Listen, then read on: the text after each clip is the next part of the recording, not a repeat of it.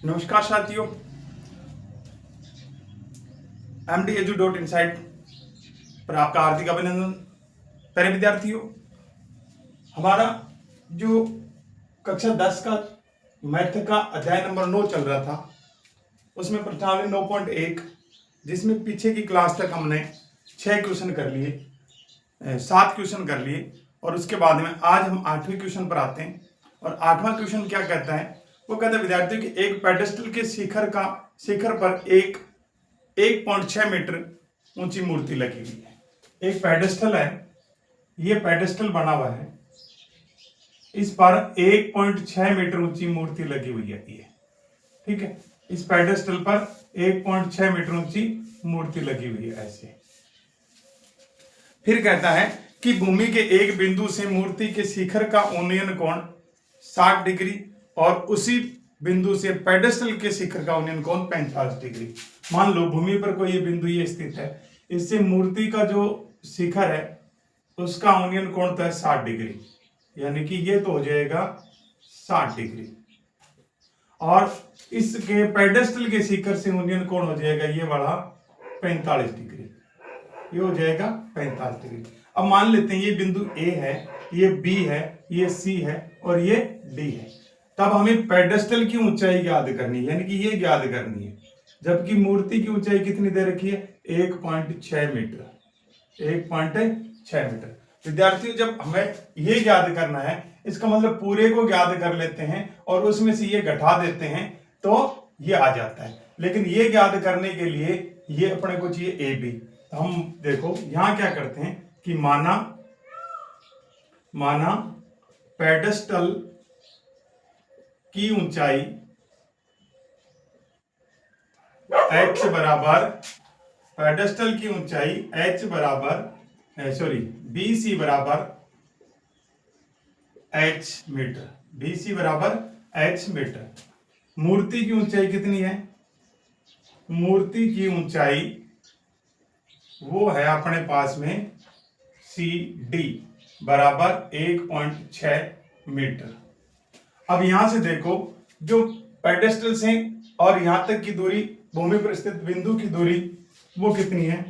Pedestal से भूमि पर स्थित बिंदु ए की दूरी AB बराबर AB है, ठीक है। ये कितनी? अब देखें, अब इसमें अपने को क्या करना है विद्यार्थी? इसके अंदर अपने को करना है कि हमें पहले ABC एक जो त्रिभुज है उसको ले लेते हैं, त्रिभुज ABC में। और यहां पर क्या होता है, यहां पर लंब है वो दे रखा है h मीटर और ये आधार याद करना है, ठीक है। तो हम देख लेते हैं कि क्योंकि लंब बटे में आधार बराबर tan थीटा, इसलिए लंब अपने पास में BC है, बटे में आधार AB है, बराबर tan कितना है? ABC में tan 45 डिग्री है, tan 45 डिग्री। विद्यार्थियों, यहां अगर हम देखें तो BC अपने पास में h है, AB अपने पास में है नहीं, और tan 45 का मान 1, यानी कि यहां पर AB बराबर h एक चीज अपने पास में आ जाती है, यानी कि ये अपने पास में कितना आया? h आया, ठीक है विद्यार्थी। अब अपने देखते हैं नेक्स्ट में इसमें, तो यहां त्रिभुज ABD में, और ABD में हमारे पास में क्या है? ABD में BD कितना है? ABD में BD बराबर कितना हो जाएगा? BC प्लस में CD, और BC है h और CD है 1.6, ठीक है। तो ये इतना आ जाएगा, तो BD बराबर h प्लस 1.6 मीटर होगा।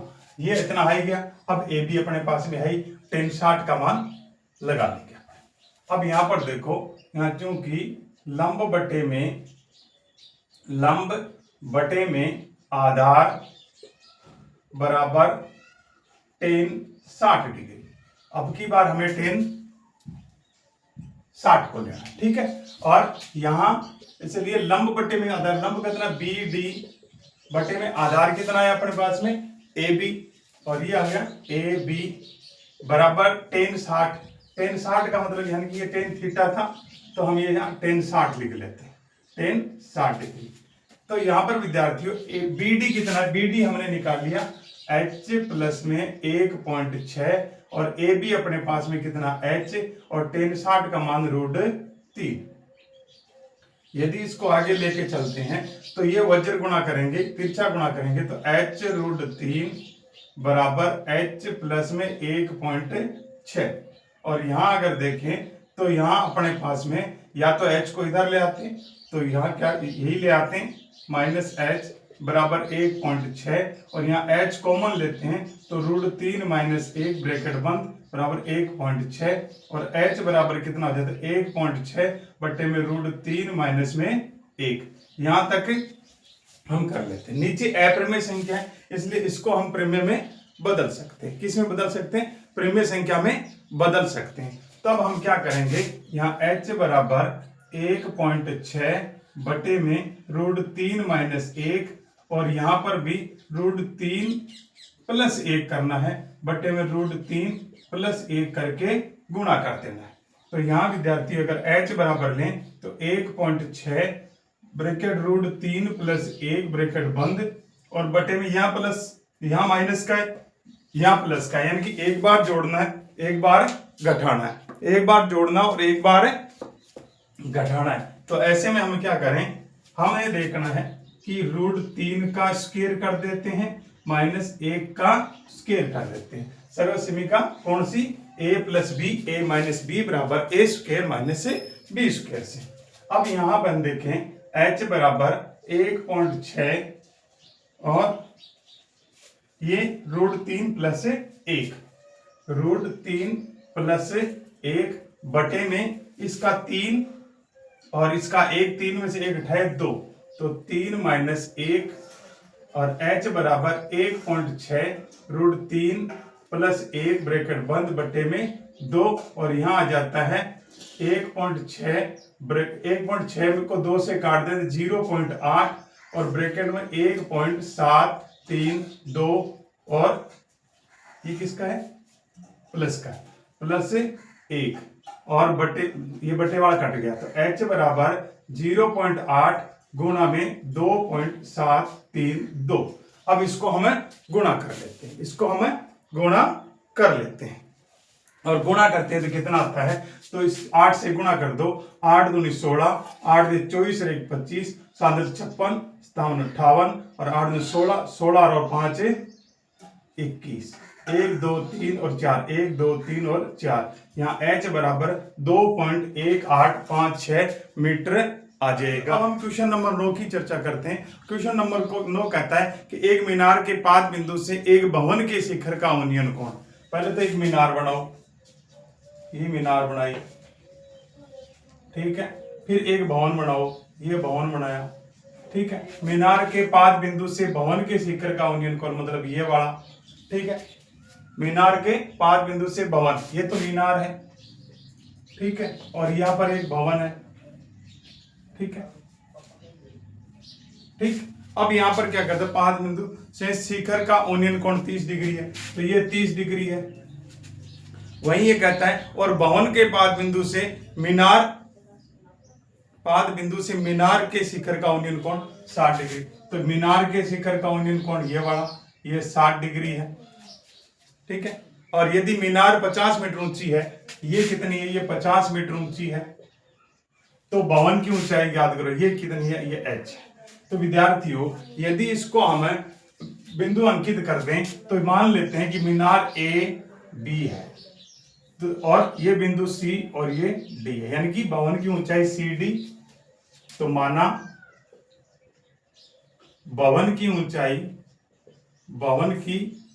ऊंचाई cd बराबर h मीटर, मीनार की ऊंचाई AB बराबर 50 मीटर। तब थीटा बराबर कौन सा क्रम से कितना हो जाएगा, 30 डिग्री व 60 डिग्री। ठीक है विद्यार्थियों, हम सबसे पहले इस एंगल से ले लेते हैं, यानी कि ए सी बी, ए सी बी।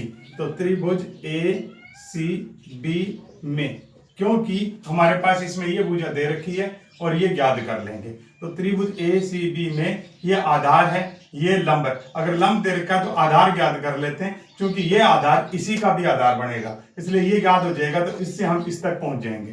तो यहां पर लंब बटे में आधार, क्योंकि लंब बटे में आधार और लंब बटे में आधार बराबर वही टेन थीटा होता है, इसलिए लंब अपने पास में ए बी बटे में आधार अपने पास में सी ए या ए सी बराबर कितना था, टेन।